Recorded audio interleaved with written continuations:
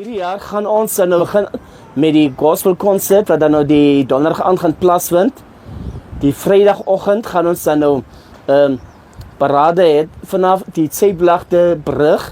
Dan gaan ons hierdie dorp beweeg tot dan nou by die Westdene skoolgronde. Daar gaan ons dan nou amptelik afskop met die amptelike program waar ons die visie-president van Namibië, Honorable Lucia Witbooi gaan hê en al die ander regeringsamptenare met die tradisionele leiers, sowel die gemeenskap van Namibië, Suid-Afrika, Botswana en al die andere. Onmiddellik na die amptelike opening gaan ons dan panel discussions hê wat gaan oor die taal homself, die Nama taal. Daar gaan verskillende ander goed bespreek word, soos die green hydrogen. Dan gaan ons bietjie praat oor die kultuur, so daar's 'n klomp goed waaroor ons gaan praat by die panel discussions.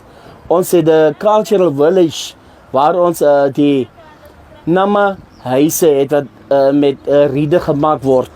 Daar gaan ook verskillende goed gebeur, soos die Namastraat, die langarm, daar gaan geselskapies plaasvind rondom die kultuur, die norms, die gewoontes van die Nama mense. Lucretia Boysen is dan ook die ene wat rondom kultuur gaan kom praat, oor kuns gaan kom praat.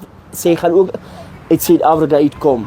So gaan ons plaaslike mense hê wat dan nou, soos ek gesê het, by die panel discussions die heel gaan uitmaak. So ook gaan ons dan 'n langarm dans hê die Vrydag aand by Vega Riversaal, so ook by die skousaal.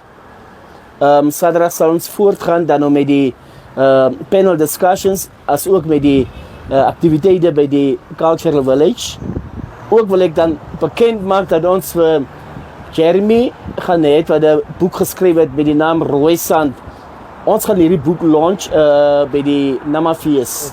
Daar gaan 'n tyd wees dat ons bietjie vir die Here gaan sê dankie by die Cultural Village, waar ons gaan 'n dank sessie gaan hê, dankgebed gaan hê by die Cultural Village, waar ons net vir die Here gaan sê dankie vir die reën. Dankie vir die mooi skap wat ons nou sal kan geniet by die Nama Fees, wat hierdie reën veroorsaak is. En ek glo nie dat mense boord gaan wees wanneer hulle by die fees gaan wees nie. Want daar gaan kultuurgroepe wees, daar gaan bands wees wat lekker musiek gaan maak en waar ons net onsself sal geniet.